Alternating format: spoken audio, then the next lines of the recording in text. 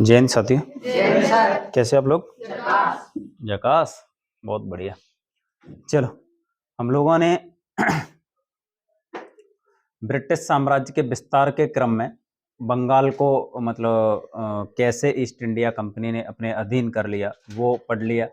उसके साथ साथ हमने मराठाओं का, मैसूर का, ये सब कंप्लीट करने के बाद हम पढ़ रहे हैं आज सिख साम्राज्य को कैसे मतलब ईस्ट इंडिया कंपनी है वो अपने चंगुल में मतलब लेती है या फिर उस पर अपना विस्तार या आधिपत्य स्थापित करती है, वो हम देखने वाले हैं। ठीक है, तो हम सबसे पहले सिख साम्राज्य या फिर सिख धर्म की पृष्ठभूमि है वो देखते हैं कि मतलब सिख धर्म कैसे विकसित हुआ।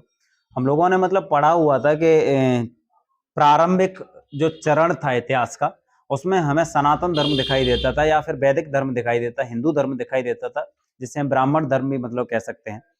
ठीक है, उस धर्म में से निकले हुए धर्मों में हमने बौद्ध धर्म को पढ़ा था और जैन धर्म को पढ़ा था।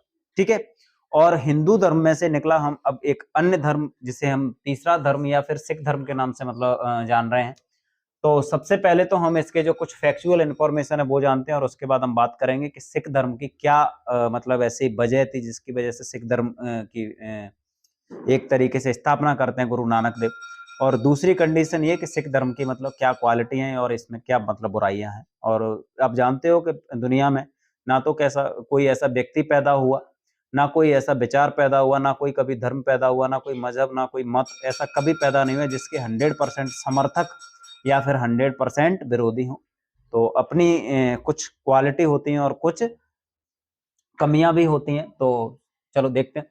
तो सिख धर्म के संस्थापक हैं गुरु नानक देव। सिख धर्म के संस्थापक कौन है? गुरु नानक देव हैं, जिनका जन्म मतलब 1469 में मतलब हो रहा है। सिख धर्म के संस्थापक, इनका जन्म कहाँ पे हो रहा है? तलवंडी में हो रहा है, जो कि वर्तमान में पाकिस्तान में है। ननकानाबाद पाकिस्तान। कहाँ पे है? ननकानाबाद पाकिस्तान। बहुत सिंपल सा मामला है, आपसे पेपर में प्रश्न आएगा कि मतलब सिख धर्म के संस्थापक कौन है या फिर प्रथम गुरु कौन है। तो आप आंसर सिंपल सी मतलब देखना है और उसके बाद मतलब ये भी नहीं कि ऑप्शन देखने हैं चार, बस देखा कौन है? नानक देव देखना और उसके बाद लगा देना टिक। ठीक है, तो इनका जन्म कहाँ पे हो रहा है? तलवंडी ननकानाबाद पाकिस्तान में। इनकी मृत्यु भी मतलब पाकिस्तान के करतारपुर में हुई, जिसका कुछ दिन पहले आपने मतलब 2018-19 में मतलब करतारपुर कॉरिडोर था, उसको लेके मतलब बहुत करंट में मतलब चीजें रही थी और लग रहा था कि चलो पाकिस्तान से कुछ संबंध मतलब धीरे धीरे मतलब स्थापित हो जाए या कुछ भी। खैर, मैं एक बारी बात इस वजह से बोल रहा हूँ क्योंकि आजादी से पहले तो पाकिस्तान और भारत एक ही हुआ करते थे। आजादी के बाद पाकिस्तान और भारत अलग अलग मतलब मुल्क बन गए। और सबसे बड़ी प्रॉब्लम ये हुई कि जो पंजाब प्रांत है, पंजाब प्रांत का आधा हिस्सा हिंदुस्तान में रह गया और आधा हिस्सा पाकिस्तान में चला गया। इस वजह से मतलब जो हिंदुस्तान में रहने वाले सिख धर्म को मानने वाले लोग हैं उन्हें बड़ी प्रॉब्लम होती है, क्योंकि वो अपने सिख धर्म के संस्थापक या प्रथम गुरु का जन्म स्थान भी मतलब पाकिस्तान में ही है और उनकी मृत्यु भी पाकिस्तान में। तो जो ये सिख धर्म के तीर्थ स्थल हैं एक तरीके से, तो सिख धर्म के तीर्थ स्थलों पे मतलब अगर पाकिस्तान से हमारा टकराव रहता है तो मतलब उस कंडीशन में मतलब हमारे पंजाब में रहने वाले मतलब जो बहन भाई हैं या फिर मतलब सिख धर्म के मतानुयायी हैं उनको बड़ी प्रॉब्लम होती है। इस वजह से कोशिश की गई थी कि मतलब कि चलो एक संधि की जाए या फिर एक तरीके से मतलब भाईचारे की स्थिति रहे, जिससे कि हमारे सिख भाई लोग आराम से मतलब कहाँ पे जा सकें, ननकानाबाद भी जा सके और करतारपुर भी जा सकें। ठीक है, गुरु नानक देव ने लंगर की व्यवस्था की। किसने किसकी? लंगर की व्यवस्था की। लंगर का मतलब एक तरीके से सिंपल सी भाषा में आप समझो, जहां पे सारे के सारे लोग या फिर जो भी व्यक्ति मतलब चाहे किसी भी व्यक्ति किसी भी धर्म से हो, किसी भी जाति से हो या फिर किसी भी क्षेत्र से हो, उससे कोई फर्क ना पड़े, एक साथ बैठ के खाना खाएं, उसको हम क्या बोल रहे हैं?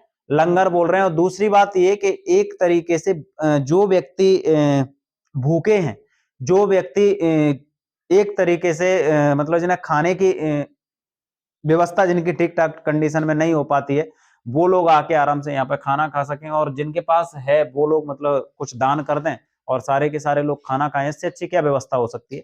तो लंगर की व्यवस्था ये थी। संगत और पंगत, संगत और पंगत का मतलब ये है कि एक जगह पे बैठें, वाद विवाद करें, विचार करें कि मतलब भैया हम अलग नहीं है, हम दुनिया में मतलब आए हुए हैं, इंसान के रूप में आए और इंसान बन के रहें।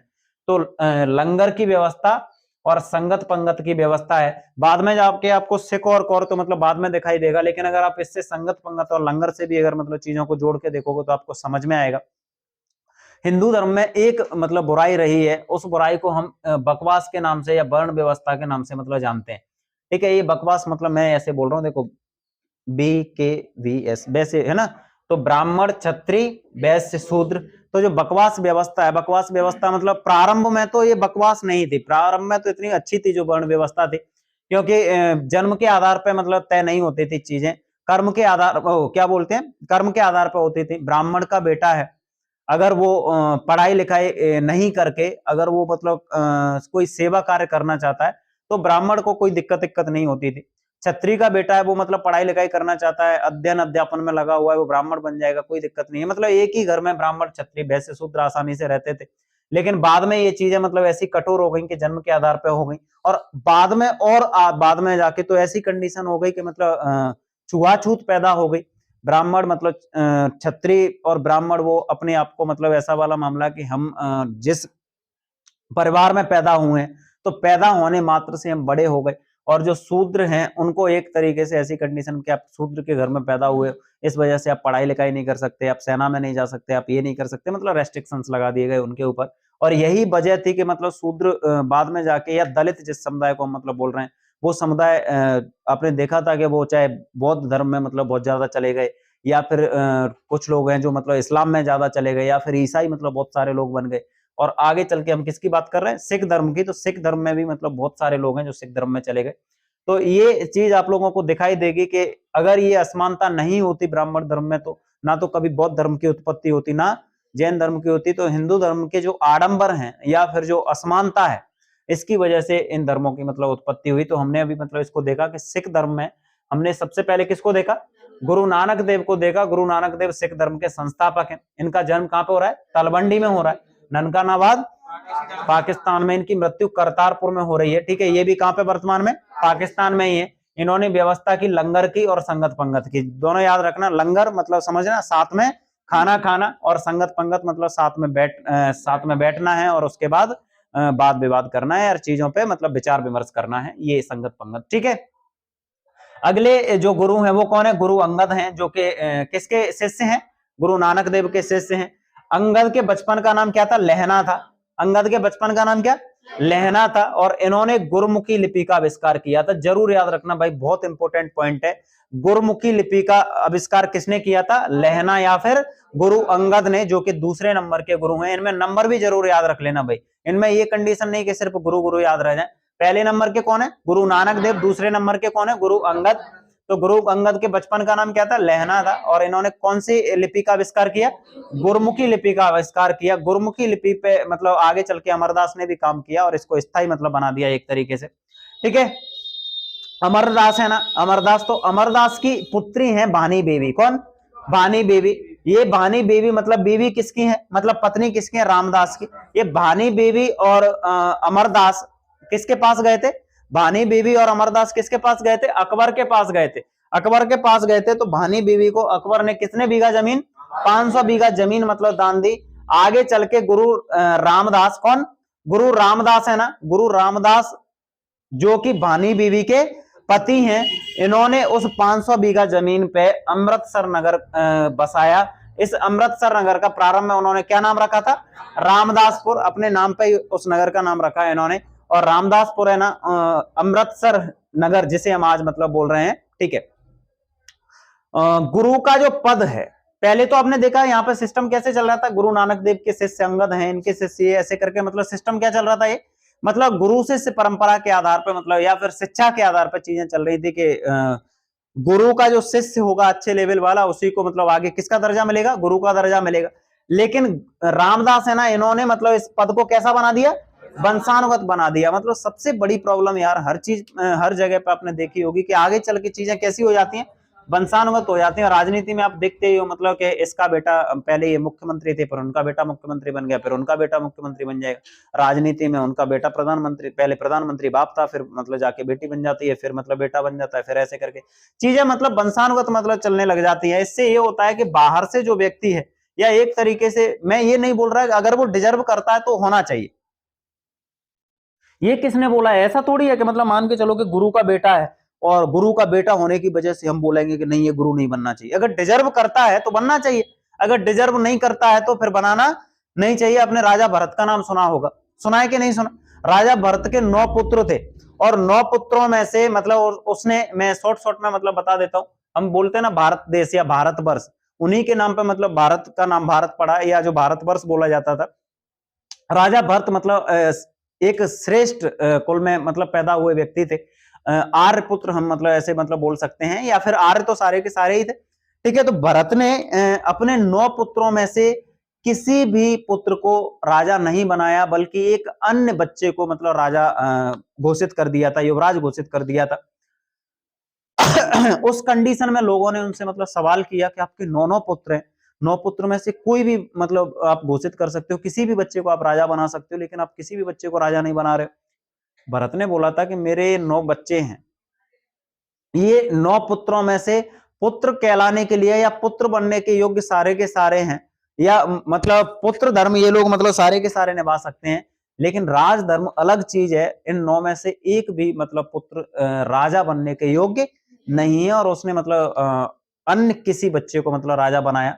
और यही मतलब चीजें बताती हैं कि नहीं भाई, राजा का बेटा राजा नहीं बनेगा, राजा वही बनेगा जो उसके योग्य होगा, या फिर मतलब जो एक तरीके से क्षमताएं जिसके अंदर होंगी, तो वो ज्यादा जरूरी है।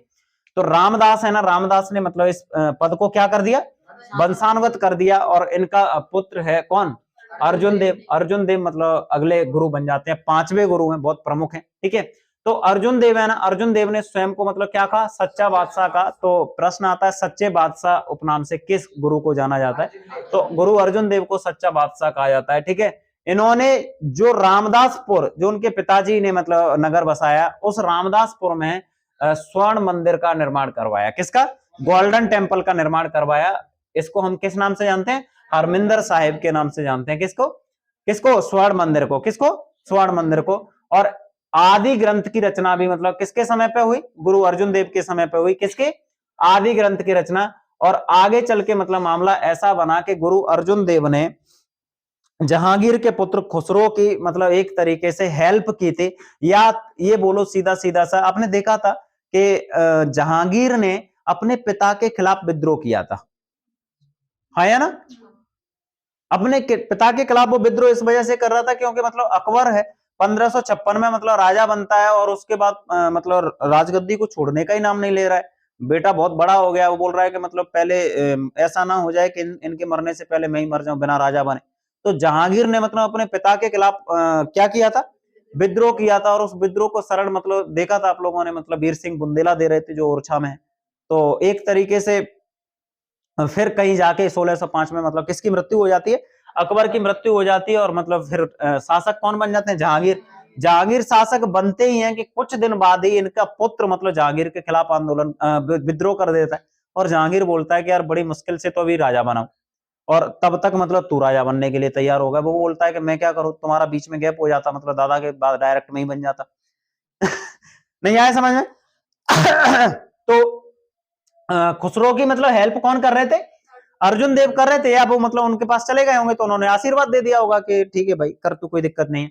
और इसी का मतलब एक तरीके से ये इसी के चक्कर में किसके दुश्मन हो गए अर्जुन देव, जहांगीर के।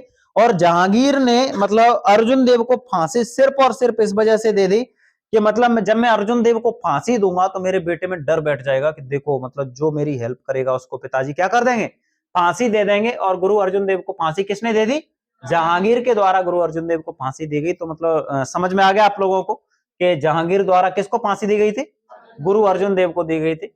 उसके बाद मतलब अगले गुरु जो 6वें गुरु हैं वो कौन बनते हैं, हरगोविंद अगले गुरु बनते हैं। हरगोविंद ने, अब ध्यान से सुनो भाई, अभी तक आपने देखा कि यहाँ पे हथियारों हथियारों की कोई बात नहीं हो रही, हथियारों की कोई बात हो रही है, नहीं हथियारों की कोई बात नहीं हो रही है, क्योंकि मतलब लड़ाई झगड़े का कोई लेना देना ही नहीं। लेकिन गुरु अर्जुन देव को जब फांसी दी गई तो अगले गुरु गुरु गोविंद सिंह ने सिख धर्म के लोगों को, या फिर मतलब खासकर जो प्रमुख शिष्य हुआ करते थे, उनको सैन्य शिक्षा देना प्रारंभ कर दिया। और सैन्य शिक्षा एक तरीके से इस वजह से दी जा रही थी कि कम से कम अपने आप की रक्षा कर सके। आ रहा है समझ में? तो इन्होंने सैन्य शिक्षा का प्रारंभ किया। अगर पेपर में प्रश्न आता है कि कौन से गुरु हैं जिन्होंने सैन्य शिक्षा का प्रारंभ करवाया था। तो भाई रटना नहीं है, सिंपल सा चीजों को अगर आप सीक्वेंस में समझोगे ना तो आसानी से समझ में आ जाती है। आपको दिखाई दे रहा है कि अर्जुन देव को जब फांसी दी गई, या सिंपल सी बात में समझो कि आपसे आपके घर में किसी से लड़ाई हो गई, जब लड़ाई होगी तो ऑटोमेटिक जब घर में कोई नुकसान कर देगा सामने वाला व्यक्ति, तो आप बोलोगे कि भैया सरकार से बोलोगे कि एक बंदूक का लाइसेंस बनवा लो, हाँ या ना, एक बंदूक का लाइसेंस हमें चाहिए क्योंकि आए दिन डकैत मतलब आक्रमण कर देते हैं या ये जो भी है, हाँ या ना। तो मतलब जरूर याद रहेगा अर्जुन देव को जब फांसी हुई तो कौन से गुरु, हरगोविंद है, हरगोविंद ने मतलब किसका प्रारंभ करवा दिया, सैन्य शिक्षा का प्रारंभ करवा दिया। और जो अमृतसर है, अमृतसर की देखो कंडीशन, भानी बीवी को मतलब 500 बीघा जमीन दी थी अकबर ने।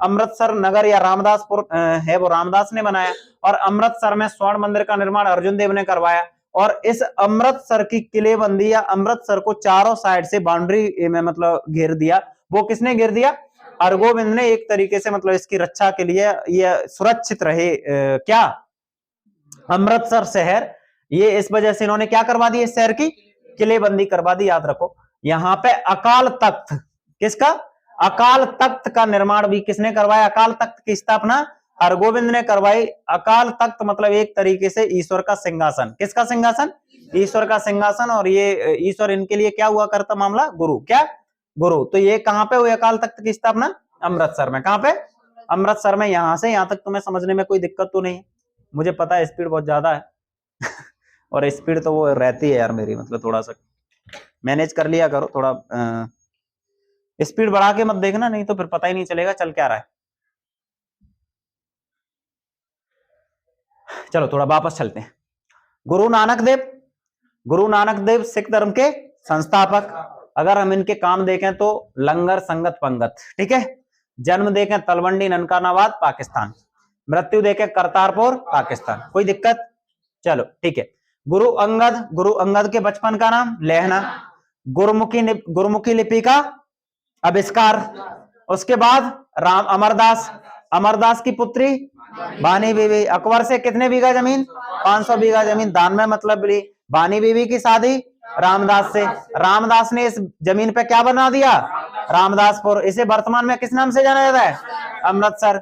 गुरु, जो गुरु का पद हुआ करता था उसको कैसा बना दिया इन्होंने, वंशानुगत। वंशानुगत मतलब राजा का बेटा, गुरु का बेटा गुरु। उसके बाद कौन से गुरु बने, अर्जुन देव। कौन से नंबर के हैं, 5वें नंबर के। अर्जुन देव इनको क्या कहा जाता है, काय का निर्माण करवाया था, कहां पे करवाया था, कहां पे करवाया था, अमृतसर में। हरमिंदर साहिब कहां पे करवाया था, अमृतसर में, ठीक है। इन्होंने काय का संकलन किया, आदि ग्रंथ का। ये इनकी हत्या वो किसने करवा दी थी, जहांगीर ने। अगला गुरु कौन बना, हरगोविंद ने काय का प्रारंभ करवाया, काय का, सैन्य शिक्षा का। इन्होंने कौन से नगर की किलेबंदी करवा दी, इन्होंने अकाल तख्त का निर्माण करवाया। अकाल तख्त की स्थापना कहां पे करवाई, यहां से यहां तक कोई दिक्कत है नहीं है, साथ साथ में हो गया क्लियर। चलो अगला गुरु बनता है कौन, हर राय। अगले गुरु कौन बनते हैं, हर राय अगले गुरु बनते हैं।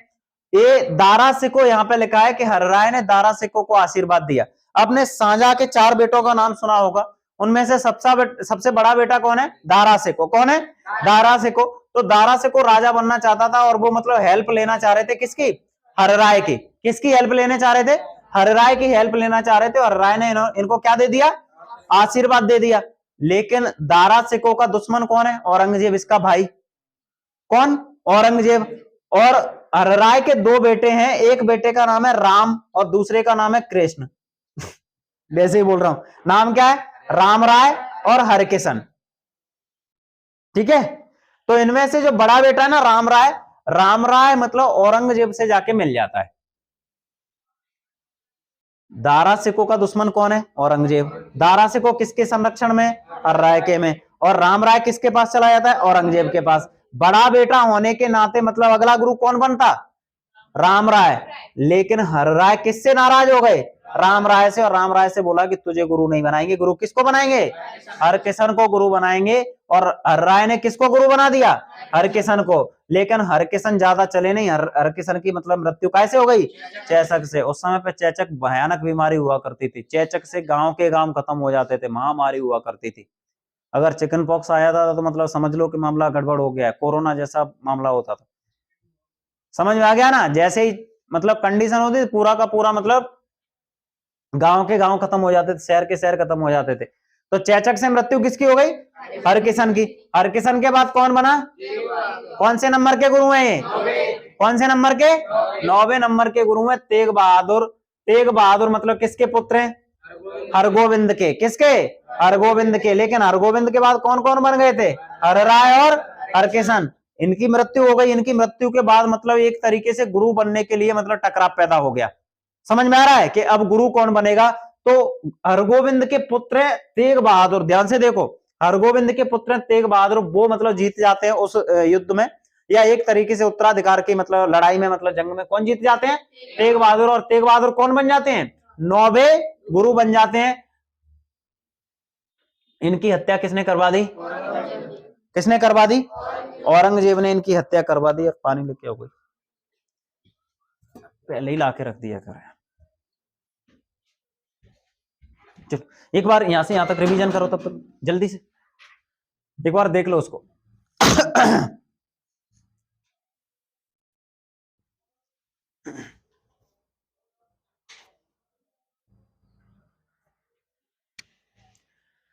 चलो, 9वें गुरु तेग बहादुर की हत्या किसने करवा दी थी? औरंगजेब ने इनकी हत्या करवा दी। ठीक है। 10वें और अंतिम गुरु बने गुरु गोविंद सिंह। गुरु गोविंद सिंह का जन्म पटना में हुआ था 1666 में। इन्होंने खालसा पंथ की स्थापना करवाई थी। जरूर याद रखना, खालसा पंथ की स्थापना किसने करवाई थी? गुरु गोविंद सिंह ने। सिंह और कौर टाइटल लगाने की परंपरा है। सिंह और कौर टाइटल लगाने की परंपरा गुरु गोविंद सिंह ने प्रारंभ की। लेकिन मैं बता देता हूं, देखो, समानता तो इन्होंने शुरुआत कर दी थी। कौन? गुरु नानक ने। लेकिन इन्होंने बोला कि मतलब और समानता अच्छे से आ सकती है। जब पता ही नहीं चले कि मतलब भैया कौन सी जाति का कौन है, तो मतलब ऑटोमेटिक समानता आ जाएगी। और यहां से कुछ आप लोगों को वो भी समझ में आ जाएगा, जो हम इंडियन इंडियन मतलब लगवाते रहते हैं या लगाते रहते हैं अपने नाम के पीछे, उसका कारण क्या है भाई? इन्होंने मतलब बोला कि असमानता फैलती कब है। थोड़ा सा सोचना है इस टॉपिक पे, जिससे समझ में आएगा। हमारे माइंड में एक चीज मतलब क्लियर है, इसको मतलब नहीं बोले नहीं सर ऐसा कुछ नहीं है, ऐसा ही है। समझो कि मतलब यहां पे 10 बच्चे बैठे हुए हैं, और 10 बच्चे बैठे हुए विद्यार्थी हैं, एक दूसरे को मतलब कोई दिक्कत ही नहीं है, आराम से मतलब बैठे हुए हैं। और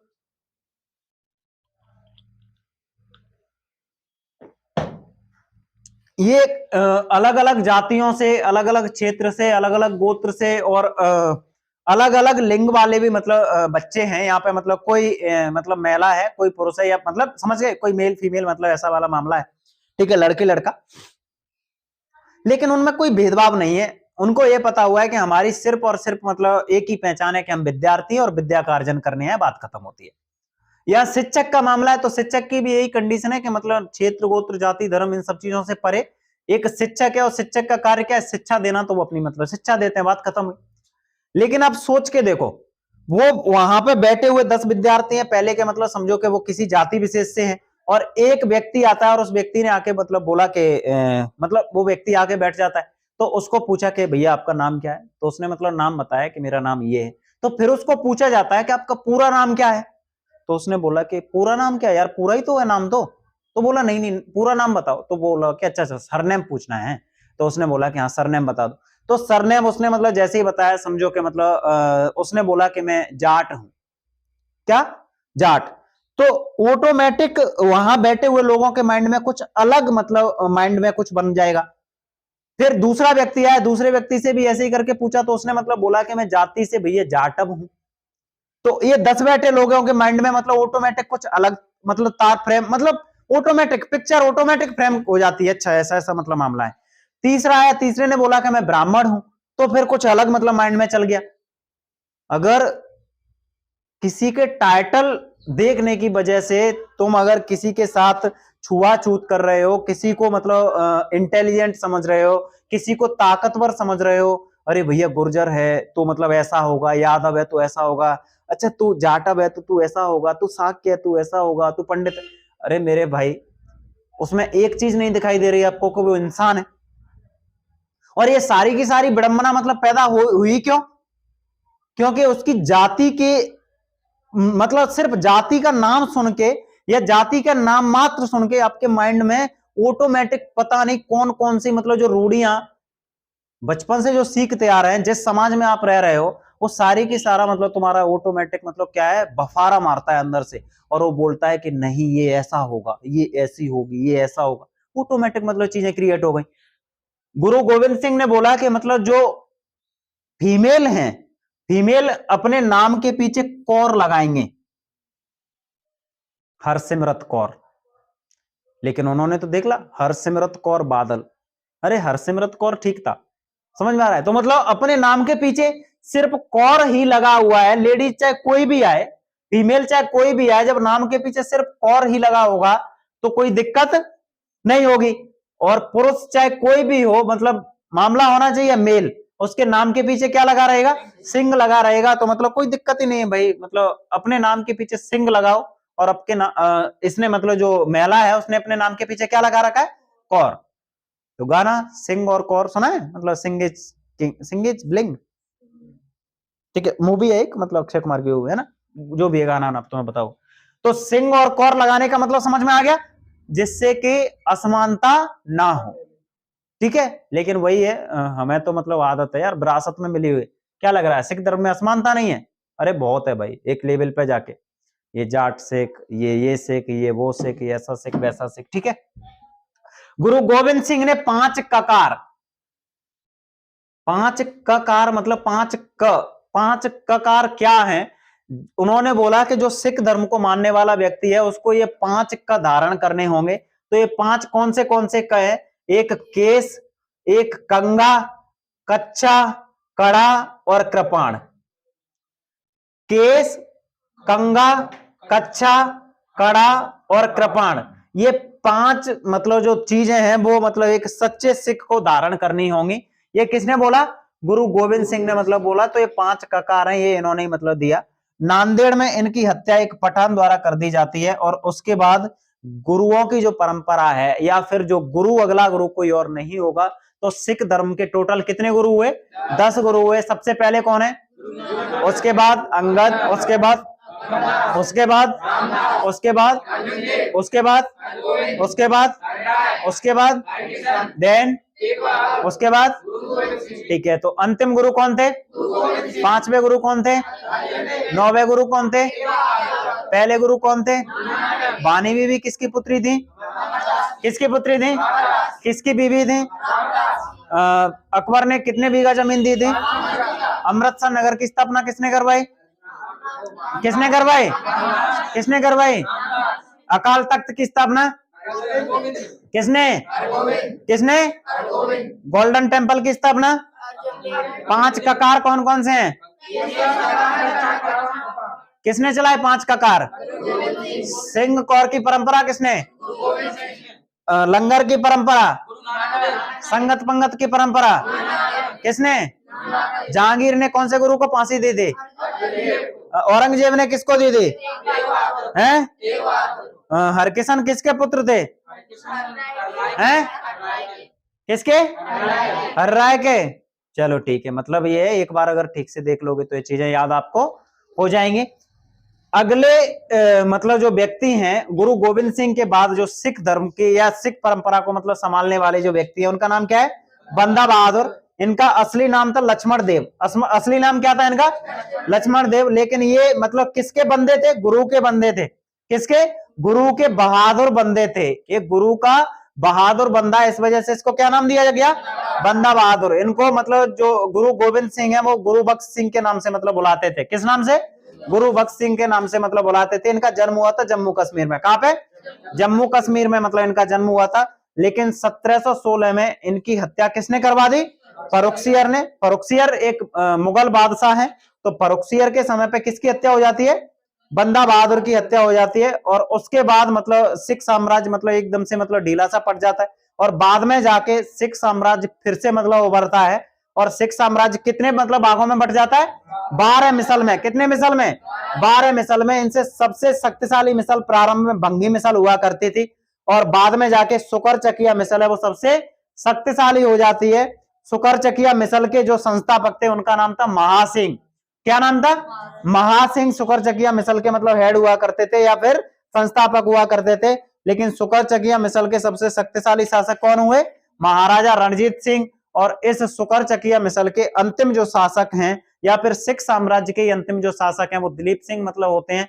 दिलीप सिंह को मतलब बंदी बना के ईस्ट इंडिया कंपनी कहां भेज देती है? लंदन भेज देती है। और इस प्रकार ईस्ट इंडिया कंपनी सिख साम्राज्य का खात्मा कर देती है या सिख साम्राज्य को किसमें मिला लेती है? ब्रिटिश साम्राज्य में मिला लेती है। लेकिन ये मैंने जो बताया इस पे मतलब ऐसे नहीं जाना है।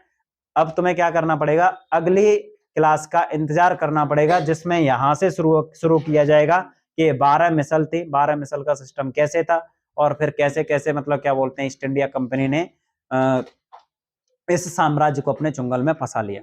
जय हिंद, हर हर महादेव।